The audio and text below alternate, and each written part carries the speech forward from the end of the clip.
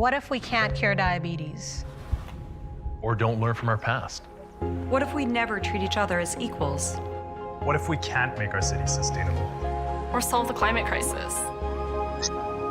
But what if we can? Because together, We have the potential. The potential. To shape a different future. But different future.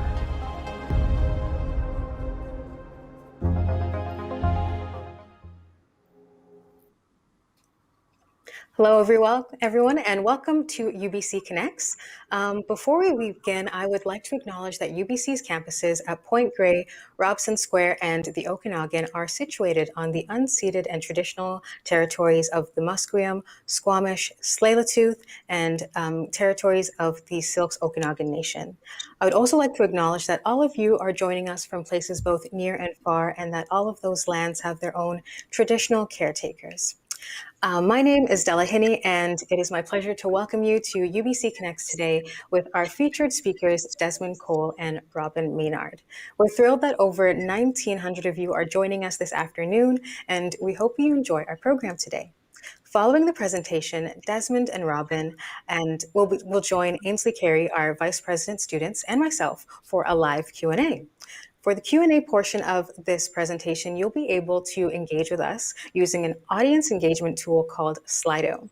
So you can actually put in all of your questions throughout the presentation in Slido and upvote your favorite ones so that we can get to them at the end. So that's slido.com, and you'll be able to insert a code UBC Connects so that you can ask questions throughout. It's my pleasure now to introduce Professor Leslie Cormack to provide opening remarks. Professor Leslie Cormack is Deputy Vice Chancellor and Principal of UBC's Okanagan campus in Kelowna, BC. Professor Cormack joined UBC in July 2020 from the University of Alberta after serving as Dean of the Faculty of Arts from 2010 to 2020. Some of her achievements as Dean include increasing Indigenous student enrollment by 100% and hiring 14 new Indigenous faculty members. This enhanced support for research, particularly interdisciplinary research, and supported experiential learning, including initiating a work experience program for art students. So without further ado, Professor Cormack will give the opening remarks. Thank you, Della. Good afternoon. As you've heard, my name is Professor Leslie Cormack, and I'm the Deputy Vice Chancellor and Principal at UBC's extraordinary Okanagan campus. I'm honored to welcome you to this UBC Connects event, particularly as it's presented in partnership with UBC Okanagan. Through events such as UBC Connects, the Distinguished Speaker Series, the Provost Speaker Series on Racism, and many more, UBC has hosted many inspiring and renowned speakers who have sparked meaningful conversation and discourse, both in our campus community and around the world. This past year has been exceptional in ways that have forever altered the course of history. Incredible social movements such as Black Lives Matter and the missing and murdered Indigenous women have shone a harsh light on the injustice and inequities that exist in our society and within our institutions. UBC Okanagan is incredibly pleased to partner on this exciting event that asks important questions of equity and social justice on a societal level and related to policing structures. Please join me in welcoming today's speakers, Desmond Cole and Robyn Maynard. Desmond and Robyn are activists, best-selling authors, and leading thinkers on systemic racism. Their work challenges long-standing inequities, and today they will lead a discussion on the limitation of reform and the necessity of creating abolitionist futures.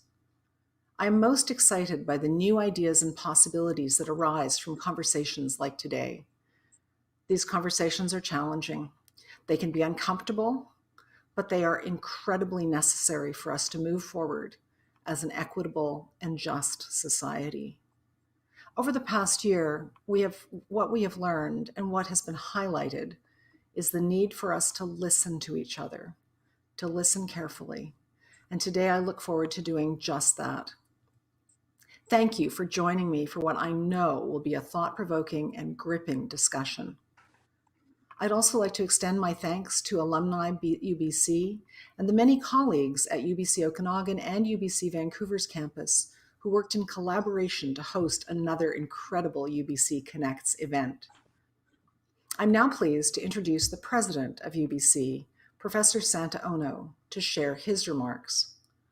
Professor Ono is the 15th president and vice chancellor of the University of British Columbia, a professor of medicine in UBC's Department of Ophthalmology and Visual Sciences. Professor Ono's research focuses on the area of the immune system, eye inflammation, and age-related macular degeneration. He was educated at the University of Chicago and McGill and has taught at Johns Hopkins, Harvard University, and University College London. I would like to thank Santa for the strong stance he has taken on issues of equity, diversity, and inclusion at UBC, and for the unwavering support he has shown to identify and address gaps in supporting racialized students, faculty, and staff to succeed. Through his leadership and support, we have taken many positive steps over the past year in our efforts to build a more inclusive campus, and I look forward to much more to come. With that, please join me in welcoming UBC's president and the host of the UBC Connect series, Professor Santa Ono. Thank you very much, Leslie. I'm so pleased that UBC Okanagan is partnering with us on this UBC Connects event. As Leslie noted today, we have the honor of hosting Desmond Cole and Robyn Maynard. Before we begin, just a few thank yous are in order. First, I'd like to thank our moderators, Della Hini and Ainsley Carey. I would also like to extend a very special thank you to the UBC Black Caucus for their support and guidance as we develop this event. And of course, I would like to thank Alumni UBC and our media partner, the Georgia Strait. It's my pleasure to introduce today's speakers, Desmond Cole and Robyn Maynard. Desmond Cole is a journalist, activist, and author. He has spent the last 10 years reporting and commentating on politics and social justice, with a special interest in the struggle for Black liberation within Canada. Desmond's work includes 10 years of local and national news coverage, 5 years of radio broadcasting at Newstalk 1010, a disruptive opinion column with the Toronto Star, and an award-winning magazine feature. His very first book is the national #1 bestseller, The Skin We're In, A Year of Black Resistance and Power. Robyn Maynard is a Toronto-based writer and the author of Policing Black Lives, State Violence in Canada from Slavery to the Present. Robyn's writing on policing, criminalization, gender, and anti-Black racism is taught widely in universities across North America. Robyn has a long history of activism toward the abolition of policing, prisons, and borders. Most recently, she authored The Toolkit, Building the World We Want, a roadmap to police-free futures in Canada, and the forthcoming Rehearsals for Living, a collection of co-authors with Leanne Simpson. Grounded firmly in the urgencies of the present, this afternoon, Robyn and Desmond will lead us through a discussion of the limitations of reform and the necessities of creating abolitionist futures. Friends, please welcome Robyn Maynard to the program, followed by Desmond Cole.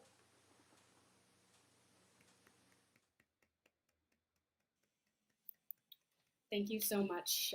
Thank you for having me. I'm also very grateful to Renee Brown and Stephanie Okoli, who had hosted earlier for the student discussion that we'd had. I, again, just want to lift up those incredible young people and the work that they're doing. And earlier today, we were asked, in fact, and thank you, of course, UBC Connects for hosting me. I'm so happy to be here. I'm so happy to be here with comrade in struggle, Desmond Cole, as well, somebody whose work I deeply appreciate, somebody who I have seen do incredible work on the grassroots as well. So it's really an honor to be here tonight. Earlier today, we were asked, what is the situation facing Black people and Black life in Canada right now? And what I had answered is that Black people are at once positioned on the fault lines of state abandonment and disposability and state violence, whether that's the ongoing reality of police killings, including the DeAndre Campbell, who was killed in the context of a mental health crisis, including that of Regis Korshinsky-Paquet, as also Black people who are behind bars in the context of the COVID pandemic, where we know that over 6,000 people have already been infected with the coronavirus in carceral settings. In terms of Black migrants on the forefront of agricultural labor. As well, we see, again, really the fault lines of abandonment and harm in which Black people have always been exposed to in the Americas since our arrival here, but particularly in this moment. But at the same time, as the spring and summer showed us, from historic hunger strikes behind bars, which are ongoing, to street-based protests, to artistic disruptions, to direct actions, Black people are at the forefront of world making and of remaking the world in these times, of building abolitionist futures beyond the police state, to reference the opening of this talk, and that this is part of a historic tradition forged under duress of freedom making and world making.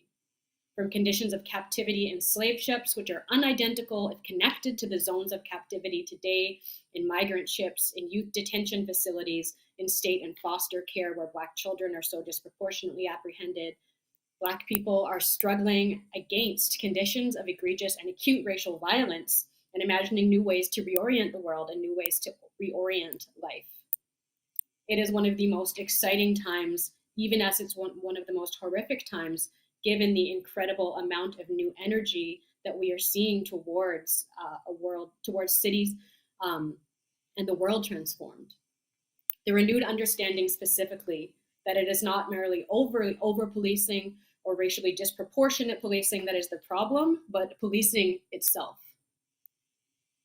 In Policing Black Lives, I traced the legacy of slavery and of genocide and settler colonialism in a lesser extent as it was constitutively embedded into the evolution of contemporary state institutions, whether that's law enforcement and the broader criminal injustice system, schools and child welfare, tracing that legacy from fugitive slave advertisements and other controls over Black people when they were considered to be property, and tracing that forward into the 19th and 20th century, where we saw the policing of Black as well as other people racialized outside of white at the time, including the Irish, including Indigenous peoples being targeted by prostitution laws, by drug laws, by vagrancy laws.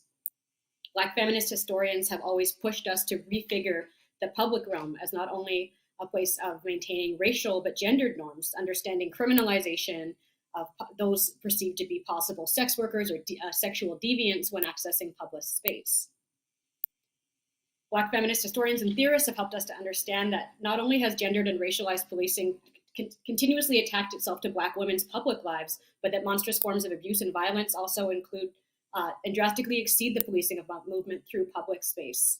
This includes police violence as a response to domestic abuse called, as Andrea Ritchie and Beth Ritchie have highlighted, the continual encroachments on Black women's lives that are meted out by welfare policies that replicate penal forms of surveillance and punishment and punitive child welfare practices. This shows us that the practice of policing is well beyond law enforcement, that it is multi-sided, and it also gives us a broader terrain from which we need to think about abolition.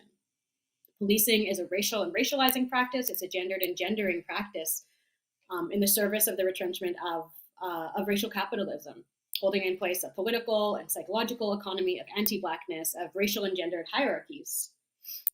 And we need to understand that the way that this lives on in the present day, if we look at the massive and continually expanding rising spending on crime control, the massive influx of powers and money allocated through the war on drugs, the ongoing war on drugs despite some reforms at this time, wars on gangs, the criminalization of sex workers, albeit renewed in this moment under the guise of increase of the framework of anti-trafficking, that this rising spending on crime and about expanding the need for security through crime management are all ways of managing Black people and using violence to uphold a racially stratified political economy of what Ruth Wilson Gilmore calls surplus people. We've seen over the last 4 decades, as we've seen an increasing investment in police budgets in terms of municipally, increased spending on jails and prisons and migration detention, we see a rising rates of death at the hands of police that are, again, disproportionately experienced by Black people is concentrated on people with mental health issues, Indigenous peoples, people are using drugs. When it comes to policing Black people's lives and Indigenous people's lives, police cannot be reformed except with what critical resistance calls the non-reformist reform, that is the abolition of policing itself. We can see this as the tradition of creating abolition democracy that was forwarded by W.E. Du Bois and reconfigured by thinkers like Angela Davis, who refigured Black people fleeing the racial and economic violence of the post-slavery US South as part of a general strike. If we think about a general strike today in terms of the uprisings, the street-based protests, the organized and unorganized actions, the unruly demonstrations of Black people revolting against a status quo that is, for so many of us, murderous. What we're seeing in this moment is saying not only do Black lives matter, which is something that we've seen resounding in the streets over the last 5 years, but also, and saying not just an end to police violence, but challenging the legitimacy of policing as a practice and as an institution. A challenge to its legitimacy and challenges being leveled at its very structures, which are so crucial. So what is encompassed within that means in terms of the hashtag defund the police is far more than that. Of course, it involves the divestment, going at municipal budgets, which is something that's crucially supported by, almost half Canadians, of diverting the mass amounts of money that are spent, the billions of dollars that are spent in cities on the policing of poverty, on the policing of race, and pushing for the reinvestment of that money to go towards communities that are actually being denied safety at this time.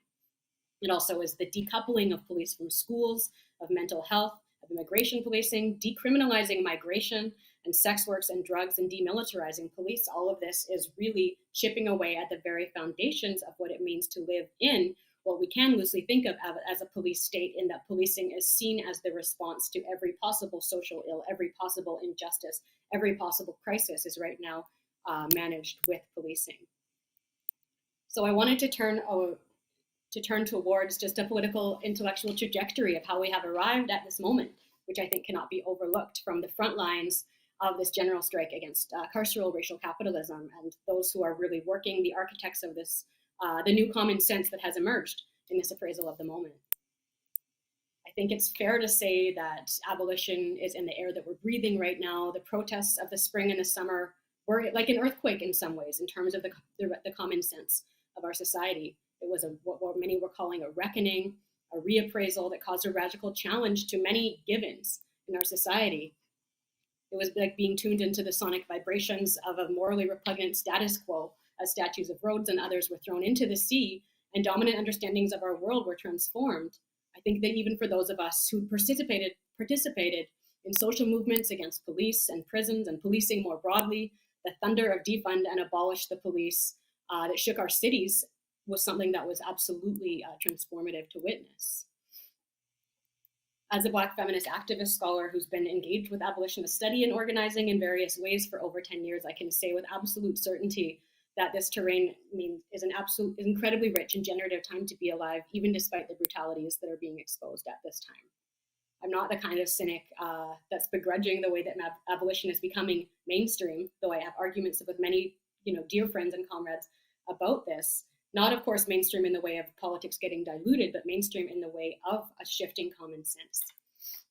In Policing Black Lives, I wrote, what would it look like to disinvest the incredible amount of public funds that are currently diverted towards police and prisons and invest instead in community-run, community-based institutions that serve people's very real need for security, education, and dignity.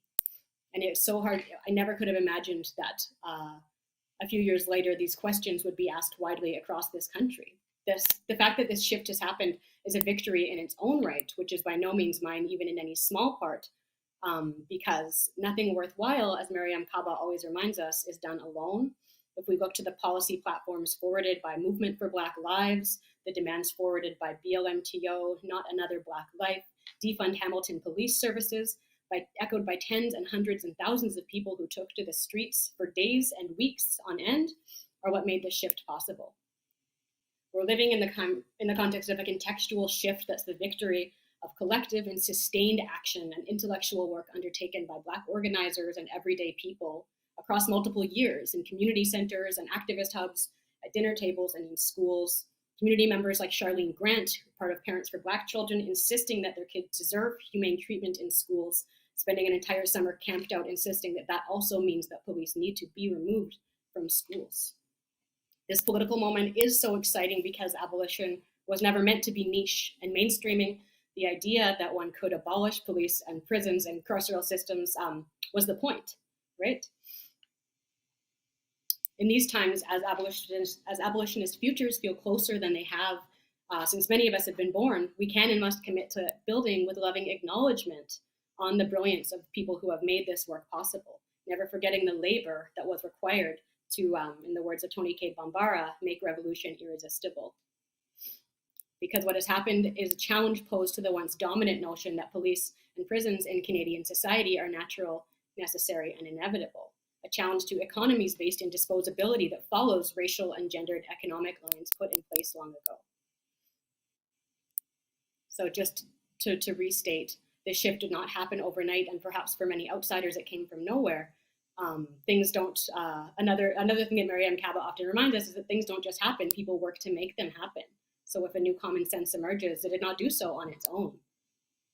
I say that because I think it matters how we narrate this moment and what led up to it.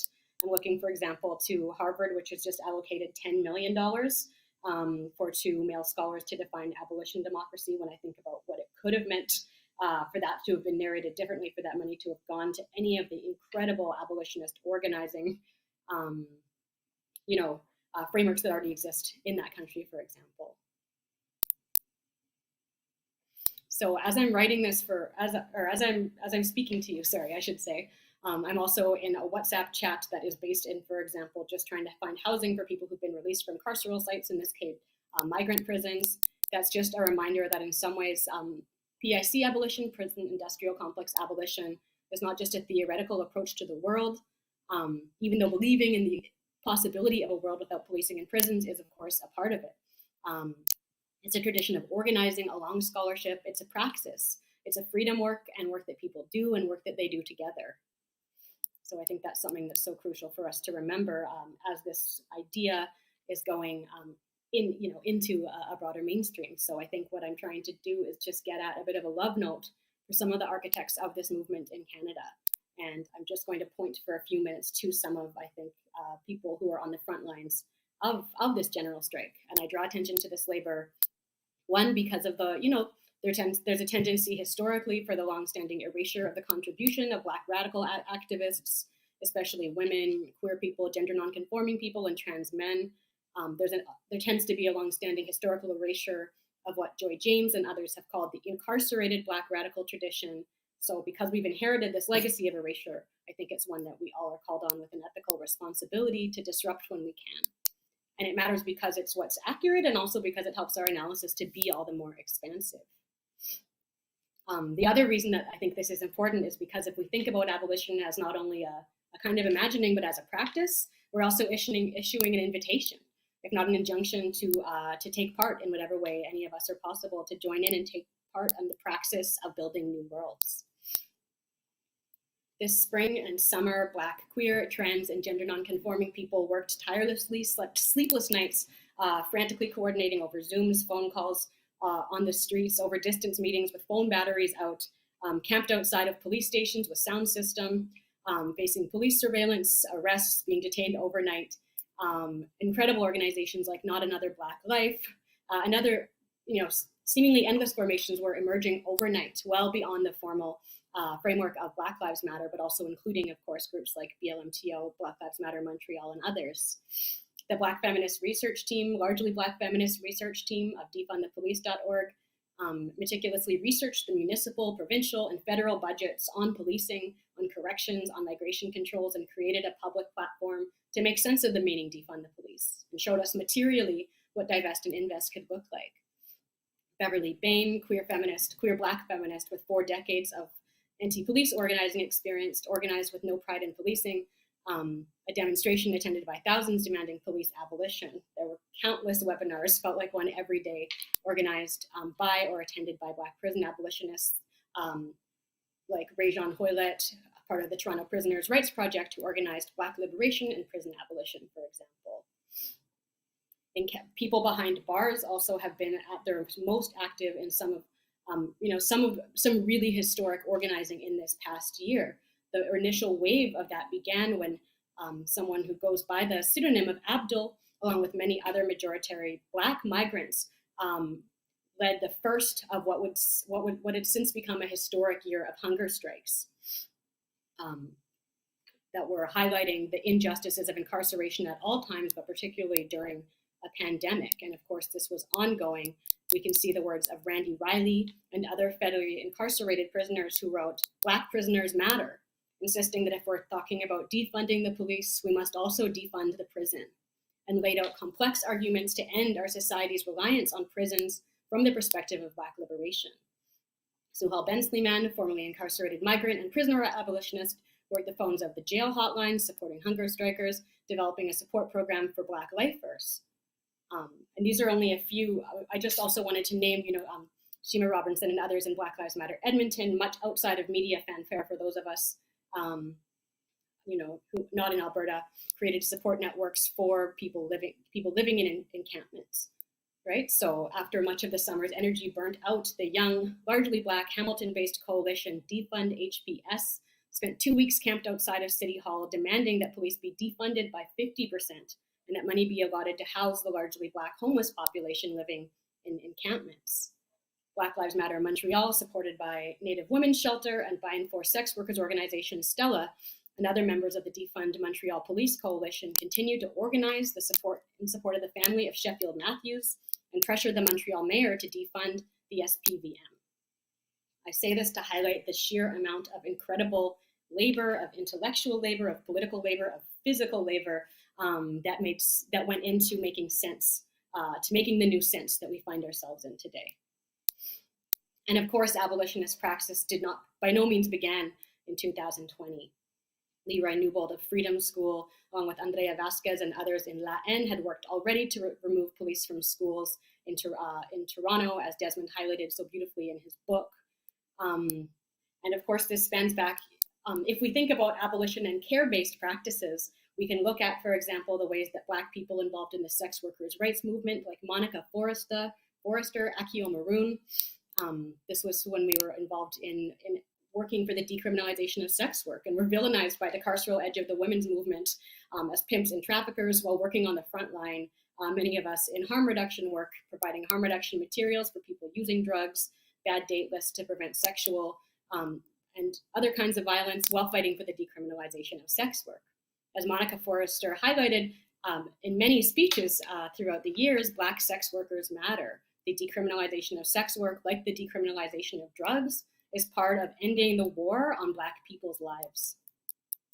And I could go on, but I really just wanted to get to some of this really important work that, of course, would not be possible without decades of work that comes before that. When we look to the works of Cyrus Marcus Ware and Julia Sudbury and Tiffany King, who'd organized anti-prison solidarity now decades ago, without the work of Black radicals like Beverly Bain and Lynn Jones, who are still involved in liberation work after 4 or more decades.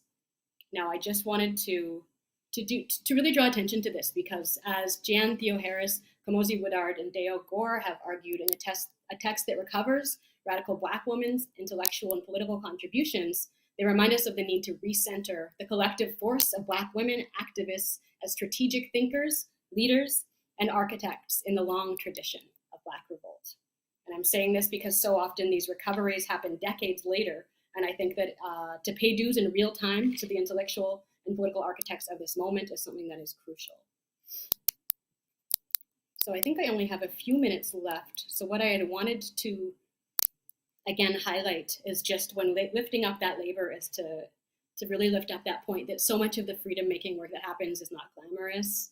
It's taking phone calls from prisoners and writing press releases, finding people housing, getting paperwork sorted, managing death-making bureaucracies, and beautiful and disastrous coalitions. It is all kinds of labor that I just am so excited to honor. As I was just asked for the entire Black History Month, what can we do?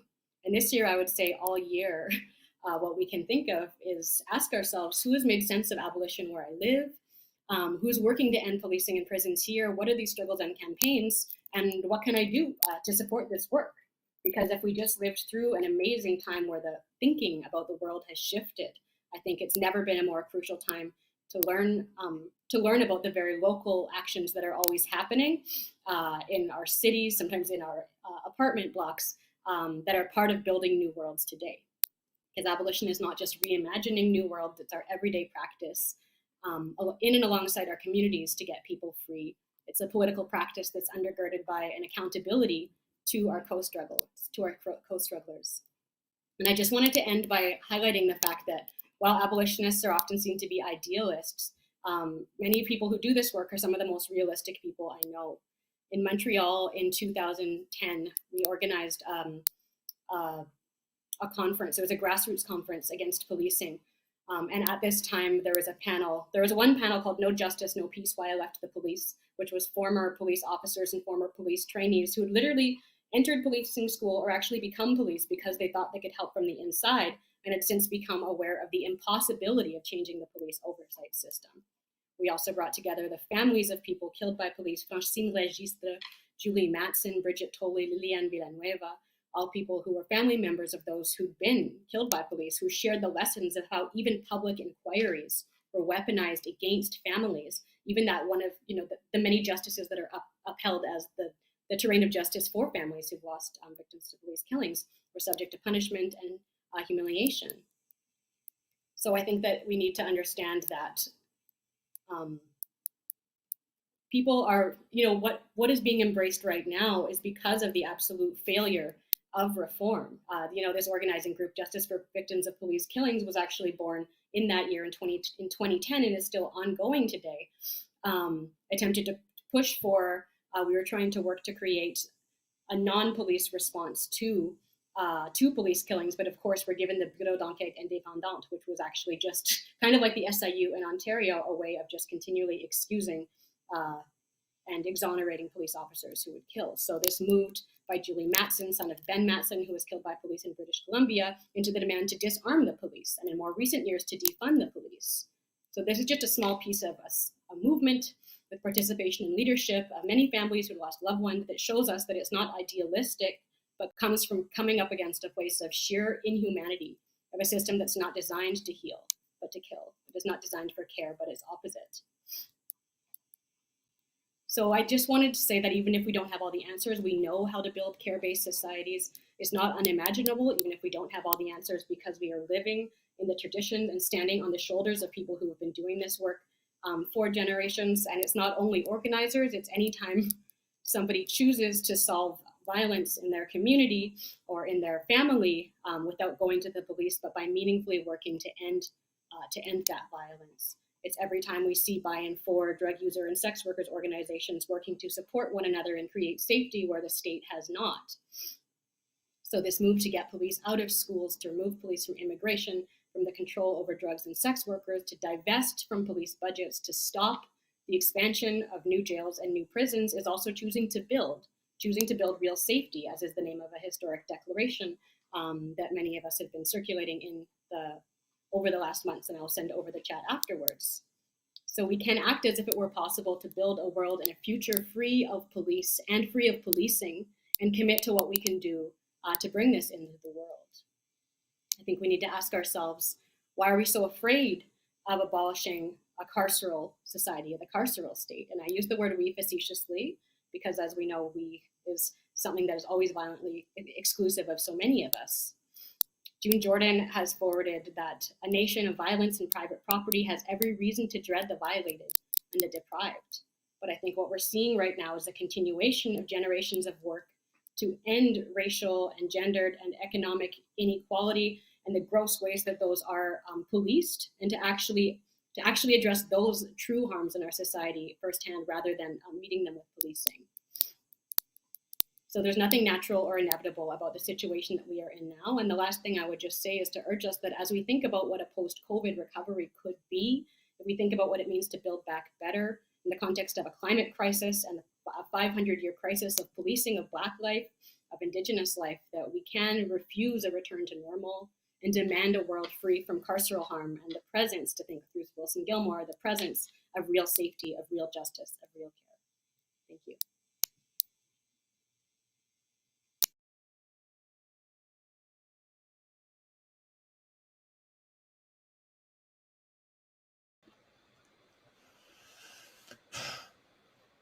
Robyn, thank you so very much for that incredibly comprehensive opening. I am so honored to be doing this talk with you this evening.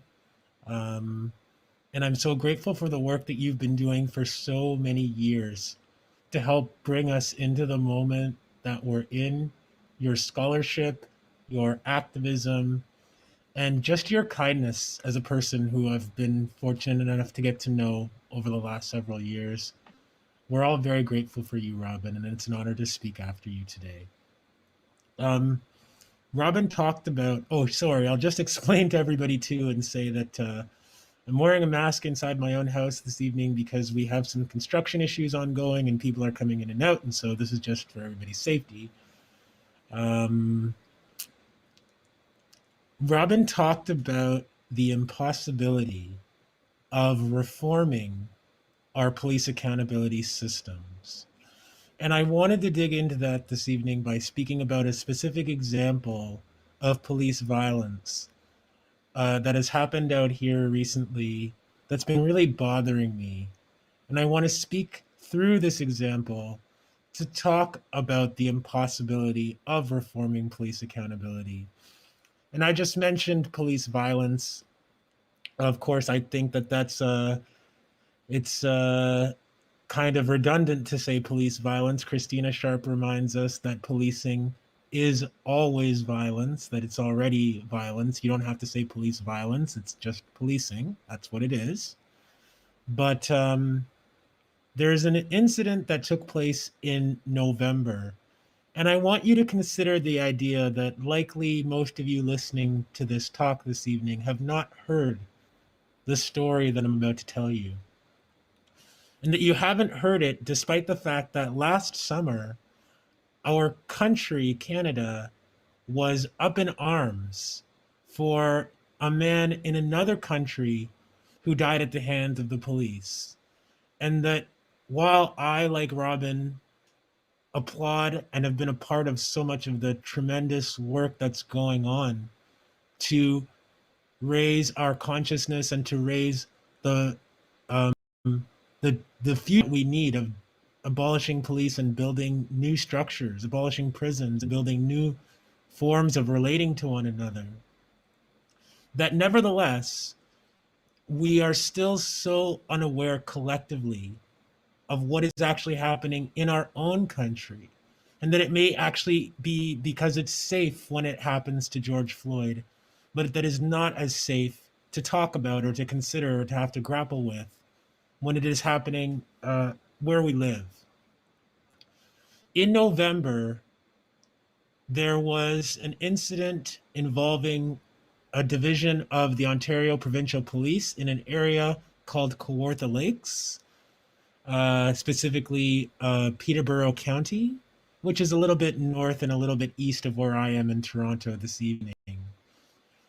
And in late November, police were called about a domestic dispute involving a man who they were told could have a weapon and who was believed to have abducted his 1-year-old child in the car and driven away from the rest of the family.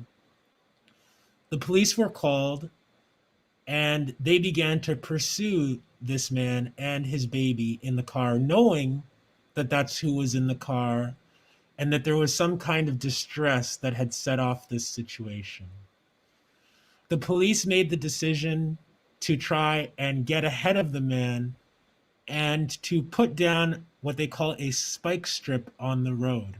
A spike strip is what it sounds like. It is a device that is used to puncture the tires of a car so that it can no longer continue driving as easily. And the police made the decision that they would deploy this device, even though they knew that the man driving in the car had an infant in the car, and that any kind of a crash could not only harm him, but could seriously harm this infant as well. It ended up that the car crashed, and after it crashed, several OPP officers opened fire on the car. The father in the situation was wounded, and he died several days later of the injuries of police shooting him in the hospital. And the 1-year-old infant was also fatally wounded by gunfire. Now, the police tried to suggest for some time that perhaps the father had injured his own child with gunfire. But now our special investigations unit has actually determined that no, it was police gunfire that killed this 1-year-old infant. So the police took a child and its father in incredibly reckless pursuit. I raised this story in the context of potential reform because while you might think that the story that I have told you is so outlandish, first of all, again, ask yourself, if this seems so bizarre to you of a story, why do you think you've never heard of it until now? Why isn't it a story the way that a person being murdered in another country by the police can be a story? When we say that we have such a high value for especially our children and for babies, how is it that a police force could take the life of a baby and that it wouldn't be a national news story with updates on a regular basis? As somebody who's in journalism, this always troubles me that our police forces can engage in this kind of conduct and it's not even seen to be news. It's not seen to be something that must be aggressively followed up on by our media. And how is it possible also that even though the SIU has now determined that it was the police that shot and killed not only this father, but his child, that no police officer has yet to be charged for these crimes? The reason it's impossible to reform these systems of so-called police accountability is because these systems of accountability are designed to protect the police, not the public. And I would assert to you that every good idea that you may have coming up in your mind as you listen to me speaking that suggests, well, there must be some way that we can hold them accountable. We should do this or we should do that, or I don't agree that they shouldn't have been charged yet. That's not really going to trouble the system that has been designed over generations to protect the police. We live in a country where the police can engage in this kind of conduct and they are not named. So it would be impossible for a member of the public to engage in this level of harm to other people and to not immediately be named. Someone's name, as far as the news goes and as far as journalism goes, is the most important part of a story. And yet our media regularly manages to report on incidents like the one I've just told you about without naming a single police officer who is involved. And I can tell you that our media learn these things all the time and they choose not to disclose them. And they choose not to disclose them because in their mind, if a police officer has not been criminally charged, it would just be wrong to name them. The police are the heroes of the story. And until proven otherwise by the same law that they enforce, well, the media is not going to report that. And so we don't know the names of a single officer involved in this, and that's common.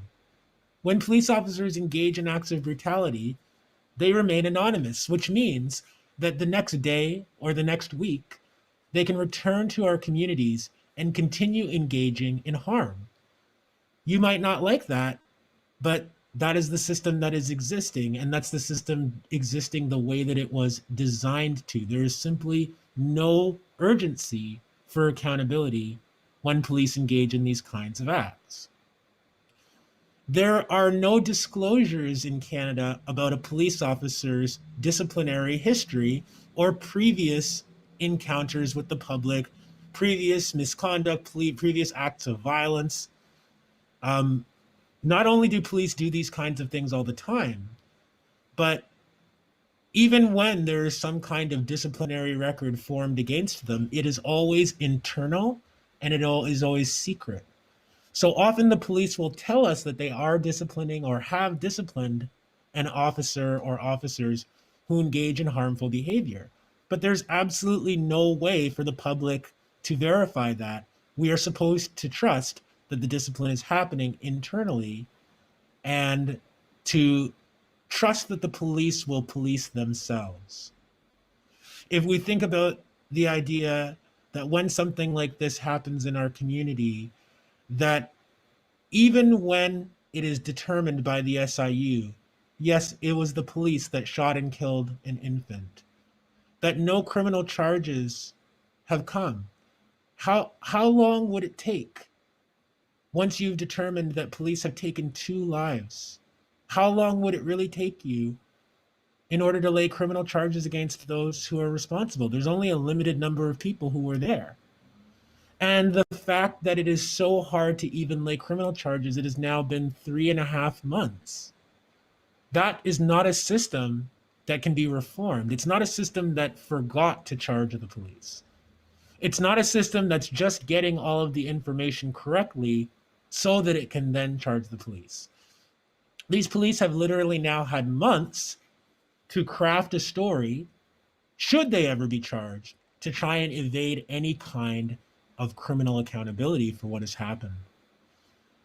And again, that is by design.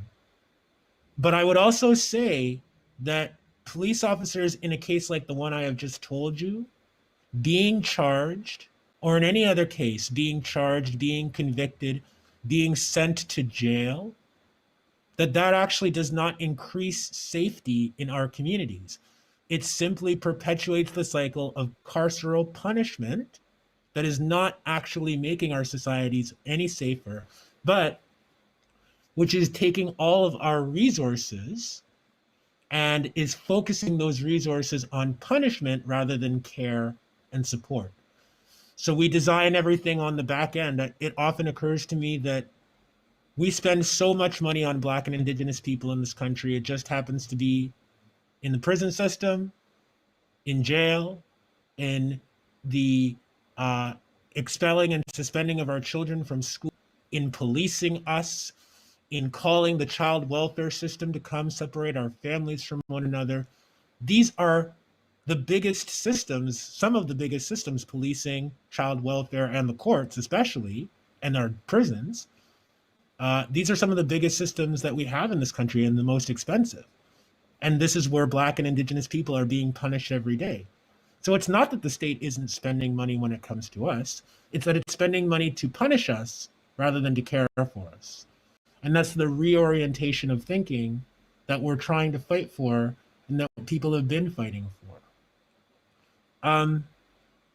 I want to acknowledge the names of some of those other people who have just in the last year, since George Floyd was taken, who in your country have also been murdered by the police. And again, I want you to reflect on what it may mean that you have never heard these names and that you do not know these stories, and that we live in a country where it is almost impossible for our media to think that it would be its responsibility to tell Canadian stories and to connect those Canadian stories to the bigger picture of anti-Blackness, anti-Indigenous racism, and white supremacy in Canada. Regis Korchinski-Paquette, who Robyn mentioned, fell from her balcony after being separated from her family by police last summer here in Toronto. She was 28 years old. DeAndre Campbell, 26, in Peel Region, a man who lived with schizophrenia, called 911 himself when he was feeling unwell last spring in April. And so this was actually before George Floyd. And the Peel police came to his home and shot him to death inside. In that case, the police actually suggested that they had taken his life to protect his family from him. His family, unfortunately, were present when he was killed. But the logic of is never that this could have been a mistake. It's never that there could have been another option. The violence, as Robyn mentioned, is always presented as though it were inevitable.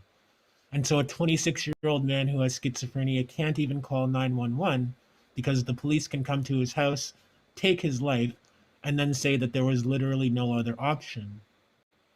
Ijaz Chowdhury, 62 years old, in his apartment alone last summer, again in Peel region in Malton, when police stormed into his apartment as if they were doing some kind of military exercise and shot him to death, 62 years old, living with schizophrenia. His family were trying simultaneously as the police were storming into his apartment to try and get a relative over to support him, but it was too late because the police got there first. And I want us to really think what it would mean if we funded resources to support people who are in mental health crisis as much as we support funding the police. I think of Chantel Moore, murdered in what is supposed to have been called a wellness check by police in New Brunswick, who came to this woman's home and murdered her. And then just recently, of course, this is a story that perhaps more, especially people in British Columbia, may be familiar with. A 28-year-old man named Julian Jones, a couple of Saturdays ago, was killed by the RCMP. Julian Jones actually was from the same First Nations community as Chantel Moore. It's Tolokoyat. I hope I'm pronouncing that correctly. But the Tolokoyat Nation, Julian Jones was killed by the RCMP. And so this has now been two people from that community in the same year who have been taken by the police. You know, I think of Rodney Levy, also murdered in New Brunswick. I think of so many people whose names we may not even know, either because they have not been publicized or because they have, but it's a one-day story. Anthony Oust, in his apartment building in Ottawa with his family members when it was raided by the police, who then said that he fell out of a window to his death. These are Black and Indigenous people, all of them that I have just named to you, who have been taken in the last several months in our country by the police.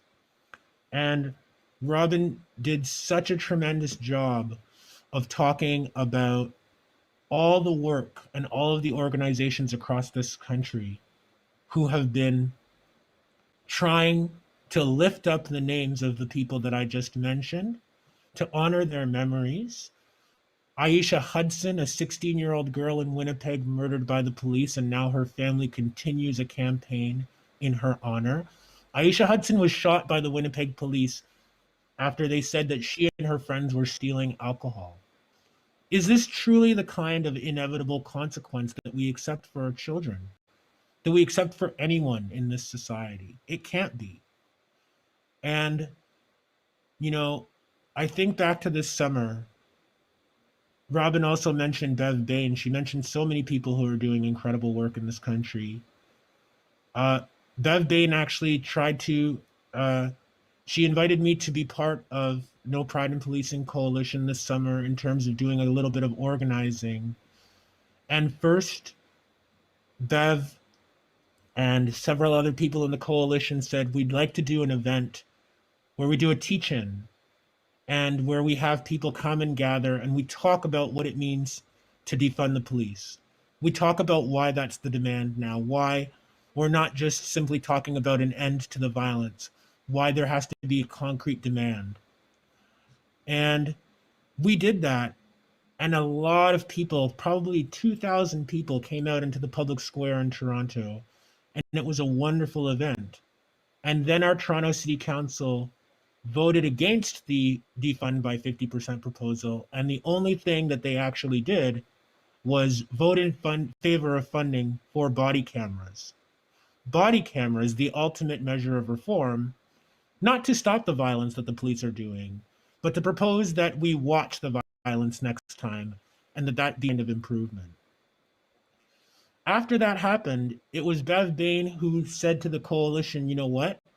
We have to do more. And we have to do more because this isn't what we asked for. And so there was the organizing of another event here in Toronto where hundreds more people came out and where we reasserted that we were not going to give up because this prospect of reform, these offerings that no one had asked for, were not going to quell this movement. And we see today that the movement is strong, that it hasn't stopped, that it hasn't been suppressed by performative allyship, that it hasn't been suppressed by reformist ideas, by body cameras, by let's maybe reallocate money from one port of the police to another. These tactics are not working because people are getting wise to them. And so this is the moment that we're in. It's a moment where wishful thinking that the police can be reformed, if that's what we're coming to right now, we have to recognize that that desire to save the system that has created all this harm is something that we have to purge from ourselves. We have to purge the notion that this system that is creating all of this suffering and that is protecting those who are doing it is worth saving. We can do better. We have the ability to do so much more. I see my time is pretty much up. I just wanted to give a couple of shout outs myself because, I mean, as I said, Robyn just mentioned so many folks. I wanted to shout out CPEP, the Criminalization and Punishment Education Project, for the incredible work that they're doing with incarcerated people all across the country. Robyn mentioned some of their members in her comments. I wanted to shout out Harsha Walia, whose new book is related so much to the issues that we're talking about regarding capitalism, our borders, and immigration policy. You know, I want to shout out people who are doing work in the encampment support networks here in Toronto, while the cruelty of our city trying to destroy people's encampments and the small living spaces that they have outdoors in the middle of a pandemic, that our city uses resources and police to destroy encampments rather than to house people. And the incredible work of the Encampment Support Network here in Toronto and similar groups across the country to support these growing encampments that are really the end result of decades of failed housing policy. People are doing this work every day. I'm honored to be able to be a part of it, to sometimes be able to cover it, to support it, to amplify it.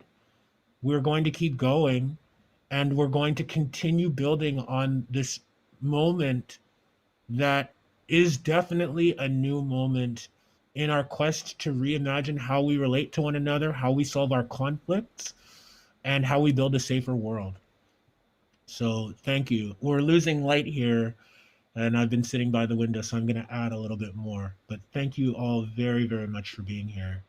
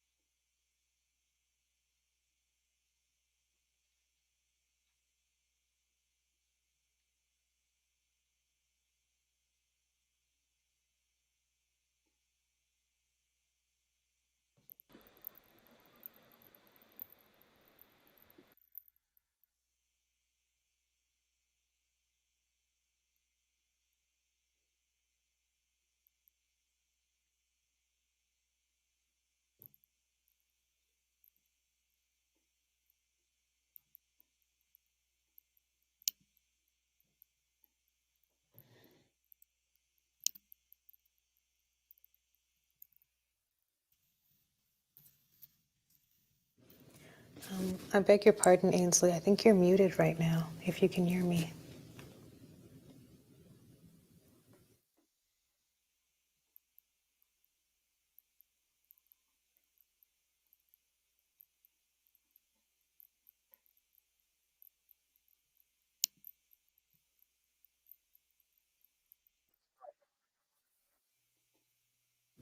try that one more time.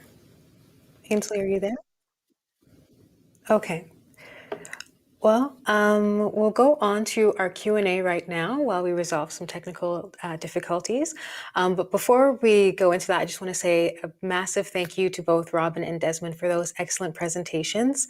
It's one thing to be able to read their books, but to actually hear them speak is an extraordinary honor. As a sociology and political science student, I am really enjoying this talk right now. And thank you to everyone who's put questions in Slido. Those can still come in, and please do go onto slido.com using UBC Connects as the code in order to see all of the questions and upvote the ones that you want us to address right now. And so I guess to get us started, the most popular question in Slido is an interesting one that I actually really want to hear the speaker's answers to. And it is it easier to imagine an end to policing than an alternative? Should there be an alternative?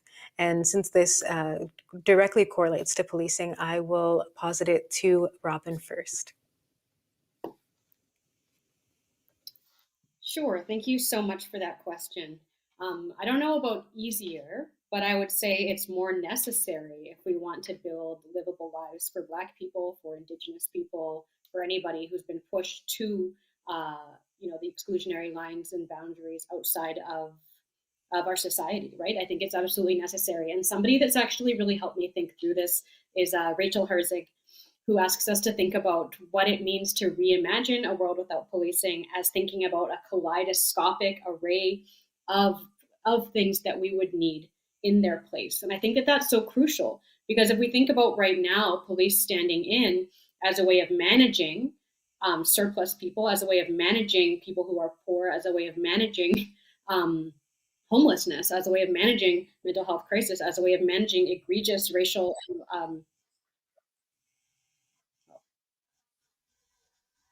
racial and gendered, sorry, I got distracted there, as a way of managing injustice. So without remedying those injustices, it seems impossible to have any alternative, particularly if we imagine that as one institution being something that wouldn't be just as punitive, just as surveillance-based in its wake. Because if we imagine again that we need a certain kind of force to be the one response to all of these egregious harms, then I think it's impossible to make that something that wouldn't necessarily be reproducing all of the inequalities that it's set to manage. So I think what it means to think about what it would mean to reimagine alternatives as kaleidoscopic tells us that it, in one sense, is of course ridding ourselves of the gross racial, economic, and gendered inequalities that contour our society at this time, and it involves meeting a multiplicity of different needs that right now are managed with criminalization. So right now, having one force that is managing noise complaints and domestic violence and a mental health crisis and the use of licit and illicit substances and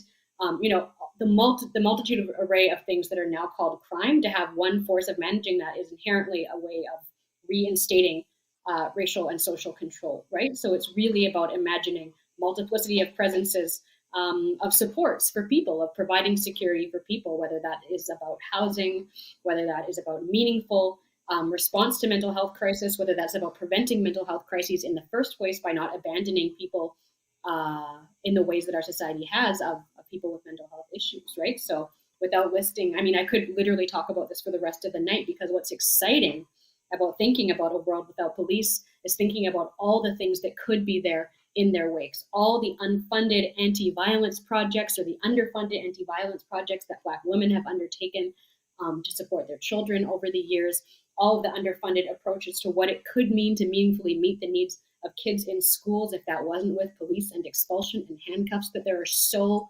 many things that our communities deserve that if we were to massively reinvest in that kind of transformation, we would see such a flourishing of Black people's lives and of human life more broadly. So I think it's so necessary for us to focus on that kaleidoscopic vision instead of thinking about a replacement while maintaining the status quo that tells us that we need police.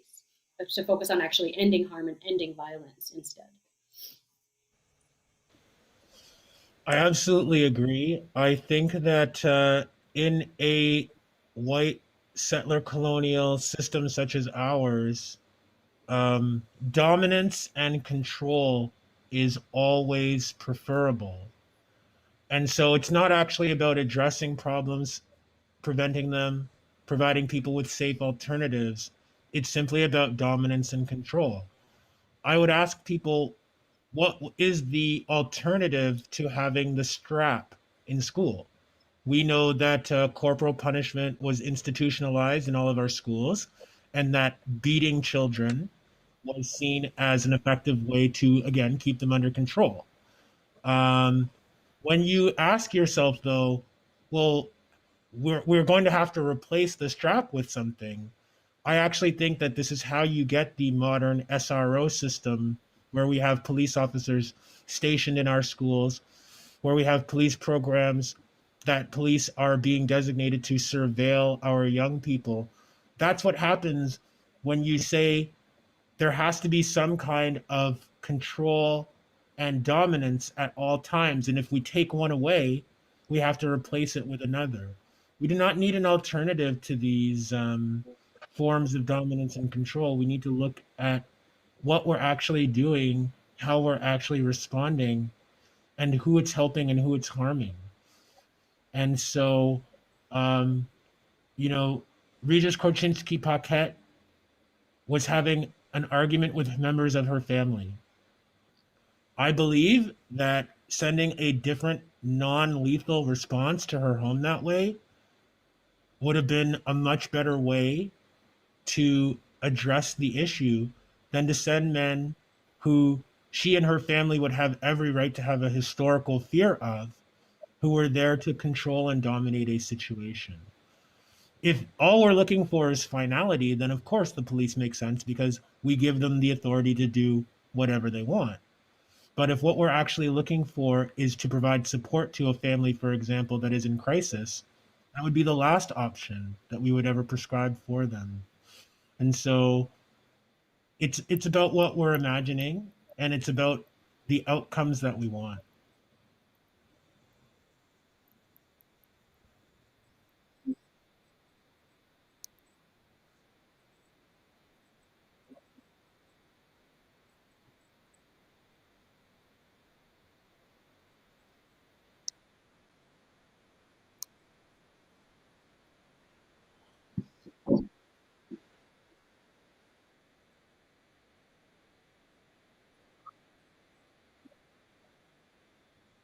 Oh, I'm sorry. Were you unable to hear the question? Okay, certainly.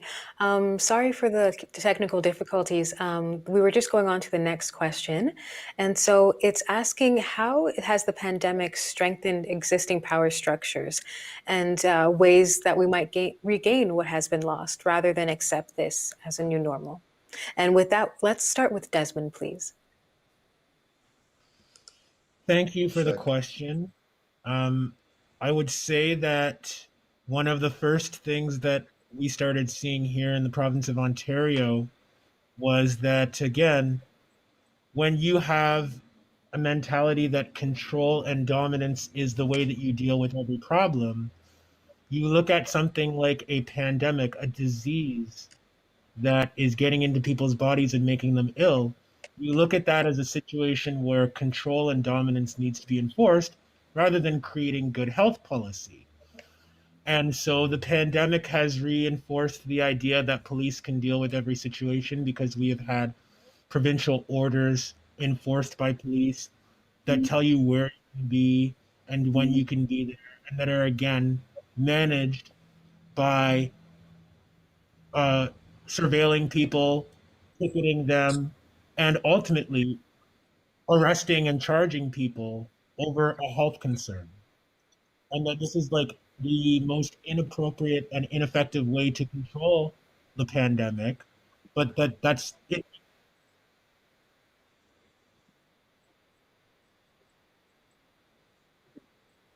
Hello, 1 2, hello. I'm sorry about that, everybody. I guess we're just having a little bit of technical issues, but um, I was just saying that we took an enforcement approach to a health crisis, teaching people about how coronavirus spreads, giving people the education. Can you hear me? I don't want to interrupt. Giving people ways to get. Sorry, guys. I'm just going to stop for 1 second. We are clearly having some technical issues, and it's just a little bit chaotic with voices coming in and out. Just bear with us for one moment.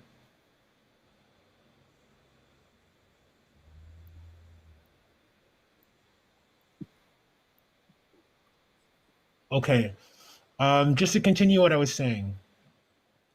I think that when you say the way we're going to get this pandemic under control is that everyone is going to follow the rules, otherwise they're going to be harshly punished, that reasserts government control and reinserts punitive measures in an instance where what we really need is care, support, and education.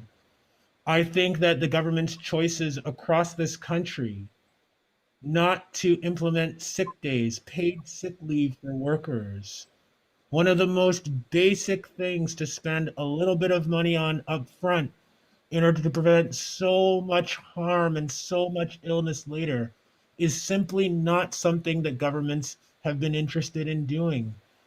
I think that we can see so much through our pandemic responses.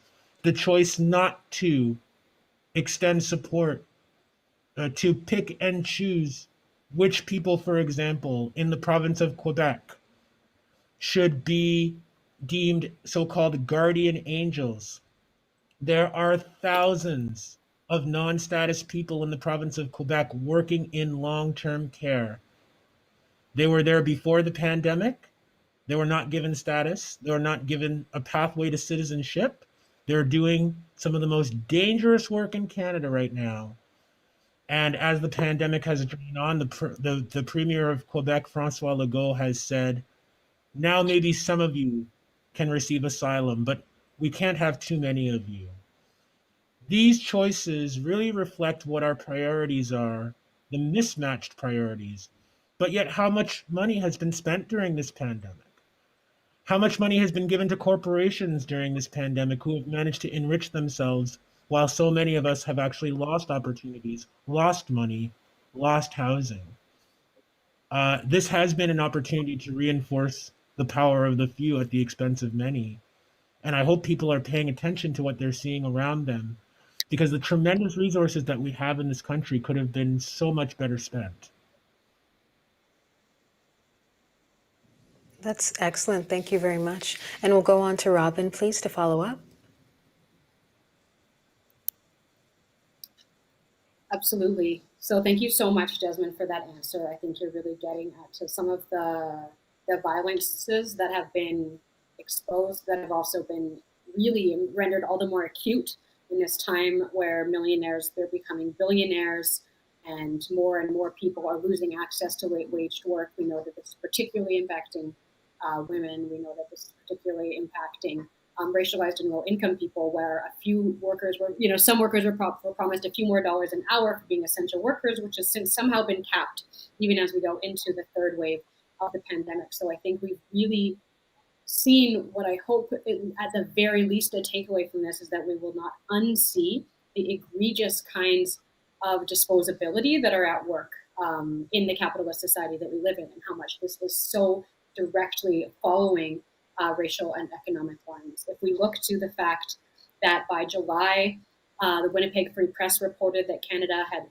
already seen double the rate of police killings than they had in the previous year, right? That's something that's significant. If we look at the fact that COVID tore through the shelter system, tore through prisons, tore through migrant detention centers in ways that were wholly preventable, knowing that a virus was spread in congregate settings, and yet the government abandoned people to illness, to potential long-term effects, and to death, right? Where we're seeing a choice that was made to allow some people who'd already been rendered disposable, because that's what prisons are for housing people who've already been rendered disposable, but all the more disposable really in terms of their very lives in this context.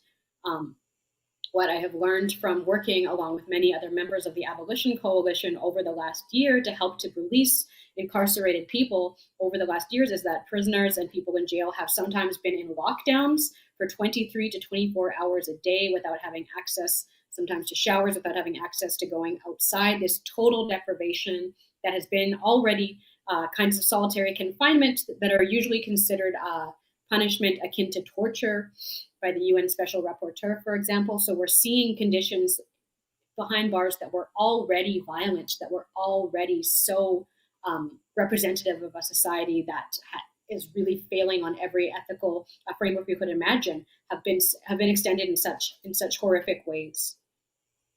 We are seeing, of course, the global reality of vaccine apartheid and broader health apartheid that, again, is following the same lines of colonialism and neocolonialism. If we look to access to ventilators on the continent of Africa, if we look to access to vaccines, again, following the same lines as the colonizers, including those of the settler colonies and those who were colonized, right? As well as those in the internal colonies, those Black and Indigenous peoples, especially living in the inner periphery. But one thing that we also saw, I would say, in this time that is quite interesting that I think doesn't bear enough focus is that there was also experiments that would have seemed impossible that showed us that, of course, we can demand something different and that, of course, it was possible. If we think about how we were always told that any kind of guaranteed income was something that was literally politically impossible, we realized this was something that was done what looked to be quite literally overnight.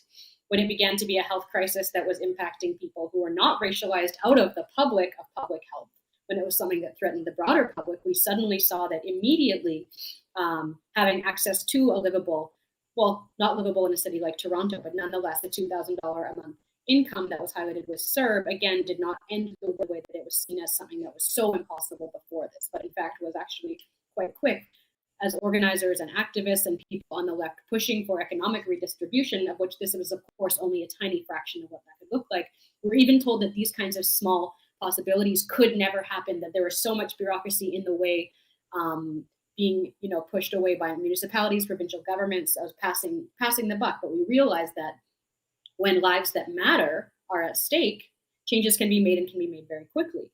We also saw the release of some people from jails in Ontario and Nova Scotia. We actually saw, although there are still migrant detainees in detention, it's far less than the thousands who are generally held in immigration detentions all across Canada, and the world did not end. We were always told that, as arguing that detention is a kind of racial violence, a violence against migrants, a kind of gendered violence. We're always told it was impossible for there to be any other alternative. And yet, after successive hunger strikes, we see that the world did not end when detainees were released from detention centers, showing us, of course, that people never needed to be in these places in the first place. And I think that is a really important takeaway, that so many of the things that were once considered impossible were actually just not political priorities, and only became priorities once people who were not Black, who were not Indigenous' lives were at threat. So I think it also shows us that it actually is possible to make change, that political leaders who are continually telling us that we can't imagine making that kind of shift this quickly are, of course, not telling us the truth, right? That it's always been a matter of political choice and not a matter of what's possible to decide to continue the death-making kind of society that we allow. Is a choice to allow people to die in immigration detention centers, jails, and prisons. It's a choice to allow people to continually die at the hands of police. There are always other choices that could be made. We're living at a time where more and more of those choices are being demonstrated all the time, whether that's some of the mutual aid projects that you'd highlighted, Desmond, in terms of encampment support, whether that's the fact that more and more people are taking quite seriously the idea of abolition, whether that's the massive status for all movement that's taking place, being led by undocumented people, as you pointed out, in Montreal and Quebec, but all across this country, right? So we're seeing an alternative vision that is absolutely both possible and necessary. And I think there are more people than ever really attuned to the fact that, yes, we can shift things very quickly if need be. Yes, if we understand the emergency as an emergency, if we understood the crisis of police killings of Black people as an emergency, we could act to change it. And I think that bodes crucially as we go into a time of the uncertainties of the climate crisis, that we understand that rapid change is possible. And I hope that propels many of us to keep that possibility and that necessity in mind as we go forward. We have about 5 minutes left in our program. I'll give you a question that perhaps you can respond in 1 minute apiece. And then I'd like to wrap up and really thank my colleague for stepping in during these technical difficulties. The next most popular question on Slido is a question related to some city school systems are considering police officers as part of the school liaison officers. What are your thoughts on how they should think about this conversation moving forward and how they can have a productive dialogue on school resource officers?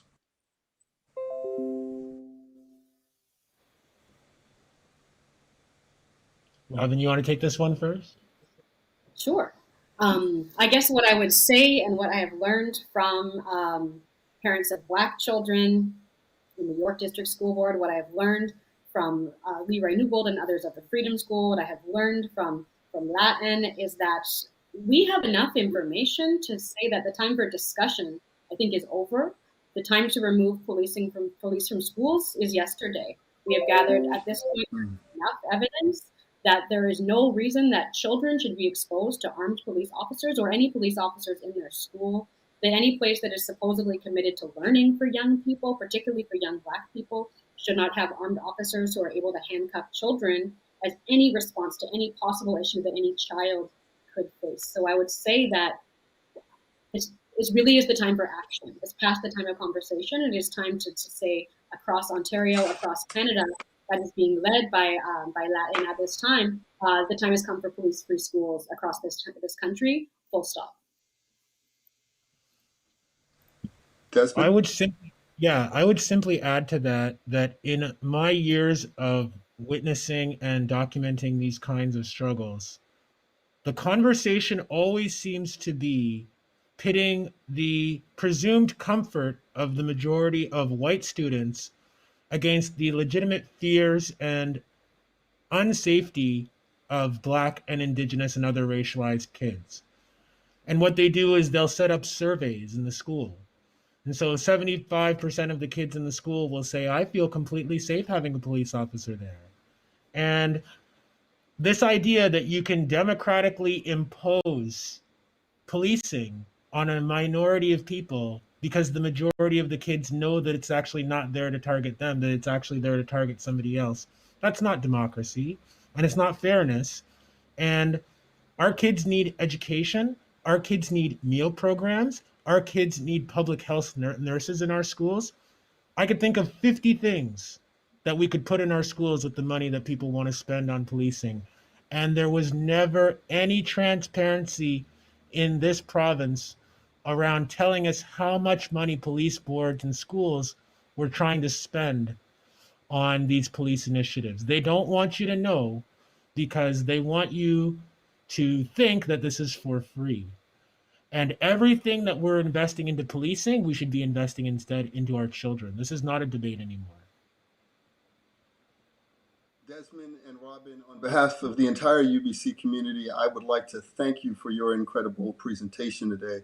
Dila, I'd like to thank you for stepping in and filling in during our technical difficulties. You did an amazing job at asking those questions on short notice. I'd also like to express our thanks from the UBC Connects team for everyone who's attending today. UBC Connects will send you an email to solicit your feedback on things that we can do and add to continue this incredible series. But on behalf of the University of British Columbia, Santa Ono, Leslie Cormack, and the entire Board of Governors of this university, we want to thank you for your incredible work that you're doing. Thank you so much, Desmond and Robyn. Well done. Thank you. Before we Please. You got a minute. So Robyn mentioned our brother Randy Riley, who's been wrongfully incarcerated in the province of Nova Scotia for a murder that he did not commit. And Randy has been one of the leading prison organizers in this country for some time now. Randy Riley received bail this afternoon. The Supreme Court has ordered a new trial for him, and in the meantime, it has decided that Randy Riley should be bailed out. I just wanted to say that today, and I wanted to encourage people to go to the website whoisrandyriley.com to learn more about this young man and the incredible struggle that he has been facing, which people in his community continue to support and uplift him for. Randy is truly one of my heroes and teachers, and I am It's not enough that he's getting bail today, but you know what? We're going to continue fighting with our friend.